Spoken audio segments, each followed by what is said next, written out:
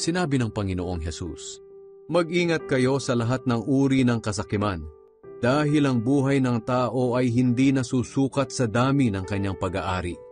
At ikinuwento niya ang talinghaga na ito. May isang mayamang may bukirin na umani ng sagana. Sinabi niya sa kanyang sarili, "Ano kaya ang gagawin ko? Wala na akong mapaglagyan ng ani ko.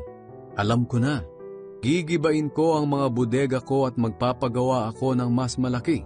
At doon ko ilalagay ang ani at mga ari-arian ko. At dahil marami na akong naipon para sa maraming taon, magpapahinga na lang ako, kakain, iinom, at magpapakaligaya." Ngunit sinabi sa kanya ng Diyos, "Hangal, ngayong gabi ay babawiin ko sa iyo ang buhay mo. Kanino ngayon mapupunta ang lahat ng inipon mo para sa iyong sarili? Ganyan ang mangyayari sa taong nagpapayaman sa sarili, ngunit mahirap sa paningin ng Diyos."